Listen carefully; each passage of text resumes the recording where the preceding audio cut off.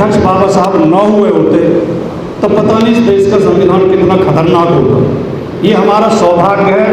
इस बात के लिए भारत के 140 करोड़ लोगों को बाबा साहब का बार बार आभार व्यक्त करना चाहिए। चाइना ने नकली चांद बना लिया रात को रोशनी करने के लिए, और हम क्या कर रहे हैं? हम मंदिरों को और मस्जिदों को खुदवा के शिवलिंग ढूंढ रहे हैं। आज भी ये कोई माने कि गंगा शिव जी की जटाओं से निकल रही है, और चंद्र ग्रहण और सूर्य ग्रहण राहु और केतु की नाराजगी की वजह से आते हैं, या बारिश इंद्र कराता है, तो उनके लिए मूर्ख के अलावा और क्या शब्द कह सकते हैं। कल्पना में तो इन्होंने समुद्र का मंथन भी कराया था, उसमें से चंद्रमा भी निकला, गाय भी निकली, और पता नहीं क्या क्या वृक्ष भी निकले, अमृत भी निकला, सब निकले। इनकी कल्पनाओं में तो वो शिव जी लेटे रहते हैं, और जो कहीं हिमालय के ऊपर कौन सा कैलाश पर्वत पर। मैंने कहा यार, एक दिन मैंने कहा क्षीर सागर में विष्णु लेटे रहते हैं शेषनाग की सैया पर। उस सैटेलाइट को ये तो पता कि जाम लगा हुआ है, वो ये भी बता देता कि सड़क खुद रही है, इधर से निकल जाओ बच के। लेकिन आज तक कहीं उसमें जो है कैलाश पर्वत पर ना तो उस सैटेलाइट में शिवजी महाराज दिखाई दिए, और ना शेषनाग में लेटे हुए विष्णु दिखाई दिए। उनके दिमाग को अंधविश्वास और पाखंड निकालने की जरूरत है। जिस दिन ये निकल जाएगा, इनके दिमाग अपने आप बदल जाएंगे, लड़ना बंद कर देंगे। कबीर साहब ने एक बात कही थी कि सब कहते हैं कागज लेखी, मैं कहता हूँ आँख देखी। जो हमारा विषय है हिंसा मुक्त भारत, इस पर मैं अपने अनुभव की बात कहना चाहता हूँ, किताबों की बात नहीं। मैं मानता हूँ कि ये हिंसा, ये अन्याय, ये नफरत, ये वर्ग विभाजन, इसकी एक ही वजह है,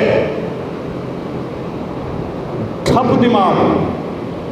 मेरे शब्द को आप समझने की कोशिश करना, ठप दिमाग। समाज में कुछ लोग ऐसे हैं जिनके दिमाग ठप हो चुके हैं, जिनके दिमाग सदियों पहले रुके हुए हैं, उनके दिमाग विकसित ही नहीं हुए। दुनिया बहुत बदल चुकी, दुनिया में नई नई रिसर्च हो गई, दुनिया में नए नए आंदोलन चल गए, लेकिन उनके दिमाग अभी वहीं ठहरे हुए हैं। मनुष्य जाति का अगर हम इतिहास पढ़ें तो प्रारंभिक काल में मनुष्य और पशु में कोई अंतर नहीं था।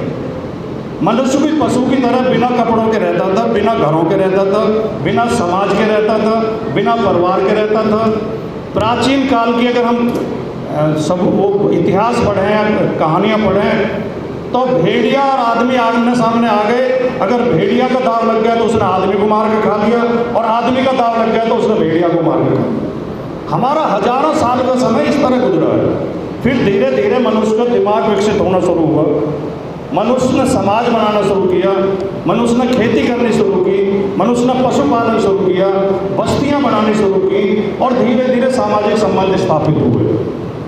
तो दुनिया भर में राज्य के लिए और अधिकारों के लिए हिंसा होती थी, हथियारों से लड़ा जाता था। उस समय के जो भी हथियार थे, कभी पत्थरों से और पेड़ों की टहनियों से लड़ा जाता था, कभी फिर तलवारों से, तीरों से लड़ा जाने लगा, फिर बंदूकें आ गई, फिर बम आ गए। लेकिन इस बीच में मनुष्य का दिमाग थोड़ा विकसित हुआ, और मनुष्य ने सोचा कि हम क्यों लड़ते हैं। इन चीज़ों के लिए हम कोई नियम भी बना सकते हैं, कोई कायदे बना सकते हैं, कोई सिस्टम बना सकते हैं।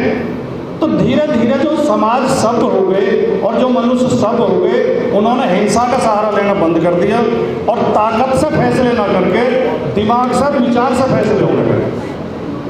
लेकिन जो मैंने शुरू में कहा, जिनके दिमाग ठप हैं, जो अभी विकसित ही नहीं हो पाए, वो आज भी हिंसा से, ताकत से और हथियारों से फैसले करना चाहते हैं। लड़ाई की वजह, हिंसा की वजह ये है, इन लोगों के दिमाग विकसित करने पड़ेंगे। और आज भाग्य की बात यह है, जो सबसे ज़्यादा चिंता की बात है, कि इस देश में आज जो मेन सिस्टम है, मेन सिस्टम क्या है? हमारे यहाँ 3 संस्थाएं हैं जिनसे लोकतंत्र चलता है, विधायिका, कार्यपालिका, न्यायपालिका, और चौथा स्तंभ कहते हैं लोकतंत्र का, इन्हीं के साथ मीडिया, जो हमारे मीडिया बंधु बैठे हैं। इन चारों जगह ठप दिमाग लोगों को बहुमत हो गया है। विधायिका में भी, कार्यपालिका में भी, न्यायपालिका में भी, और मीडिया में भी ऐसे लोग बैठे हैं जिनकी बातें सुन के आप टीवी चैनल खोलो, एंकर की भाषा आप सुनो, कहीं।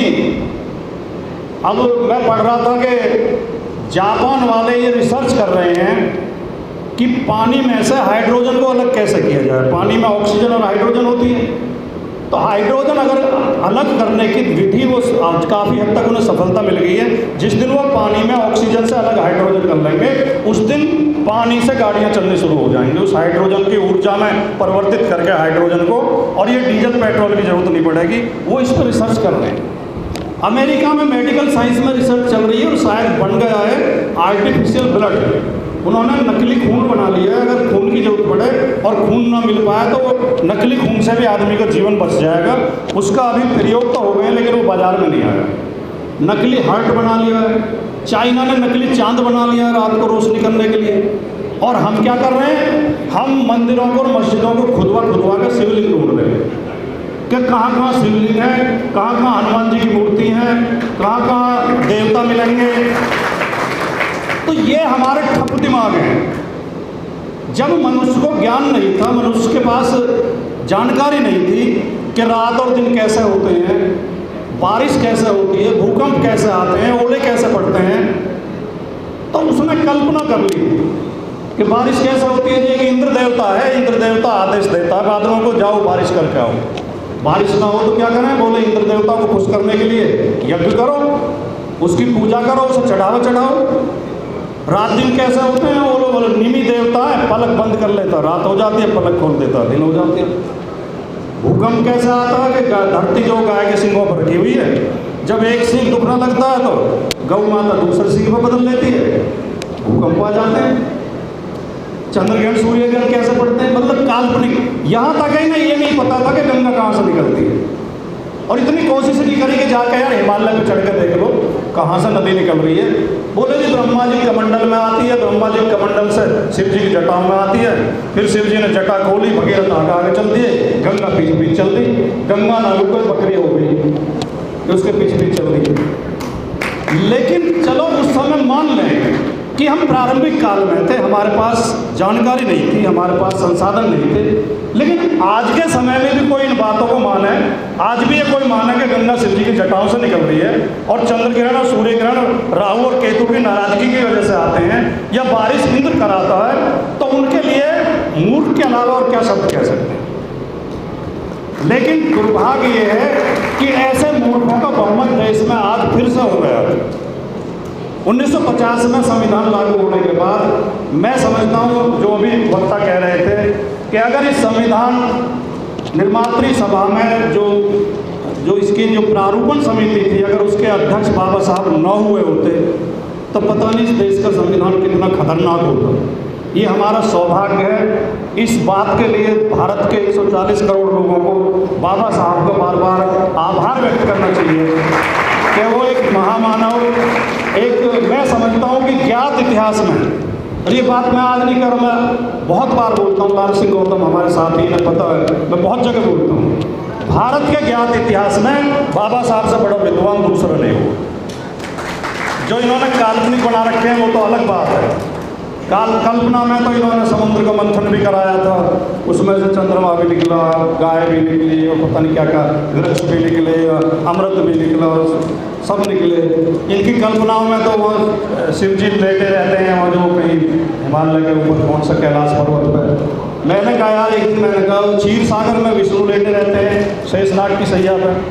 मैंने कहा यार, पूरी दुनिया के इतने सैटेलाइट पूरे आसमान में घूम रहे हैं, उसमें वो जगह जगह के फ़ोटो खींच के भेजते रहते हैं, वीडियो भेजते रहते हैं। एक एक आप जो कहीं जाना हो, आपको जगह पता नहीं, आप गूगल पर जगह डाल दो, वो लड़की साथ के साथ बताती रहती है कि इस रास्ते से निकल जाओ, इधर तो जाम लगा हुआ है, इधर से निकल जाओ। उस सैटेलाइट को ये तो पता कि जाम लगा हुआ है, वो ये भी बता देता कि सड़क खुद रही है, इधर से निकल जाओ बच के। लेकिन आज तक कहीं उसमें जो है कैलाश पर्वत पर ना तो उस सैटेलाइट को शिवजी महाराज दिखाई दिए, और ना शेषनाग में लेटे हुए विष्णु दिखाई दिए। और मैंने कहा भैया, दुनिया ने इतनी तरक्की कर ली यार, सबके पास व्हाट्सएप है, फेसबुक है, ट्विटर है, मोबाइल फ़ोन है। अरे यार, कहीं उसके पास भी होता तो कोई अपना नंबर तो देता, हमें किसी व्हाट्सएप ग्रुप में जोड़ देता, हम अपना दुख दर्द तो बता देते। तो मैं समझता हूँ कि अभी एक बात और कही गई थी, रानी कर्णावती की आपने कहानी सुनाई, और हुमायूं की। भारत के इतिहास में जो विदेशी आक्रमणकारी आए और उनसे हमारे लोगों की लड़ाइयाँ हुई।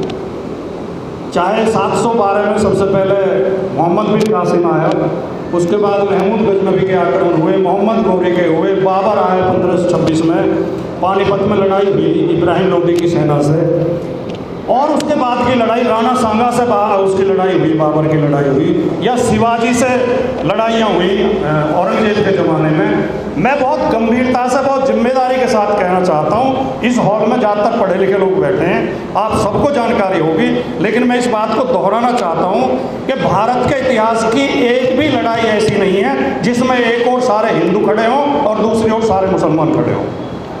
अगर बाबर भी इब्राहिम लोदी से लड़ रहे थे तो बाबर के साथ राणा सांगा की सेना लड़ रही थी, लेकिन राणा सांगा से जब कौन से मैदान में हुई थी उसमें लड़ाई हुई तो राणा सांगा की ओर से हसन खां मेवाती की सेना लड़ रही थी, राणा सांगा की ओर से। अगर औरंगजेब की लड़ाई शिवाजी से भी थी तो औरंगजेब कभी शिवाजी से लड़ने नहीं गए। जब भी जाते थे जय सिंह के सेनापति होते थे, जय सिंह की सेना जाती थी लड़ने की। और उसके शिवाजी के 4 या 5 जो सेनापति थे वो मुस्लिम थे, उनके टोटल 8 या 9 सेनापति थे, उनमें 4 मुस्लिम थे। कभी इस देश में ऐसी लड़ाई नहीं हुई कि एक तरफ हिंदू खड़े हो और एक तरफ मुसलमान खड़े हो। तो ये जो ठप दिमाग लोग हैं, जिनके ठस दिमाग हैं, जो आगे बढ़ना ही नहीं चाहते, जो आगे की सोचना ही नहीं चाहते, जो आज भी मेंढक मेंढकी का विवाह करवा के बारिश करवाना चाहते हैं, ये वो ठस दिमाग लोग हैं जो हमारे भोले भाले लोगों को गुमराह करते हैं। कभी हमारे अनुसूचित जाति के भाइयों के खिलाफ भड़काते हैं, कभी अनुसूचित जनजाति के खिलाफ भड़काते हैं। लड़ाई क्या है मणिपुर की? ये कुकी और मैतेई की लड़ाई क्या है? ये अनुसूचित जाति का लाभ, अनुसूचित जनजाति का लाभ उठाने के लिए लड़ाई है। राजस्थान में जो गुर्जर और मीणा लड़े, क्यों लड़े? ये षड्यंत्र पूर्वक लड़ाए गए। और आखिर में मैं एक बात कहते हो, केवल ये मैं इस संदर्भ को इस तरह जोड़ते हुए कि लोगों को शिक्षित करने की ज़रूरत है, उन्हें विचार देने की ज़रूरत है, उन्हें इतिहास बताने की ज़रूरत है, उन्हें सच्चाई बताने की ज़रूरत है, उन्हें वैज्ञानिक आविष्कारों से अवगत कराने की ज़रूरत है, उनके दिमाग का अंधविश्वास और पाखंड निकालने की ज़रूरत है। जिस दिन ये निकल जाएगा, इनके दिमाग अपने आप बदल जाएंगे, लड़ना बंद कर देंगे और ये नफरत करना बंद कर देंगे। लेकिन जो बहन जी ने कहा और मैंने शुरू में उसका समर्थन कर दिया था, आखिर में मैं इतना कहना चाहता हूँ कि इस हॉल में कुछ गुर्जर, कुछ यादव, कुछ जाट भाई और कुछ चौहान और कई ओबीसी जातियों के लोग बैठे हैं। मैं उनसे कहना चाहता हूँ कि वर्तमान में जो सरकारी भर्तियाँ हो रही हैं इस भारतीय जनता पार्टी के शासन में, चाहे उत्तर प्रदेश की हो चाहे सेंटर की हो, उन सब में सबसे ज़्यादा अन्याय ओबीसी के साथ हो रहा है। आपके हक मारे जा रहे हैं, आपकी सीटें खाई जा रही हैं, आपके बच्चों को रोजगार से वंचित किया जा रहा है और आप मूर्खता में ढपली बजा रहे हो, उनकी जय जयकार कर रहे हो जो आपके शत्रु हैं। और जब तक ओबीसी समाज अनुसूचित जातियों और अनुसूचित जनजातियों के साथ भाईचारा बना के एक जमात नहीं बनाएगा, आपकी समस्याएं हल होने वाली भी नहीं।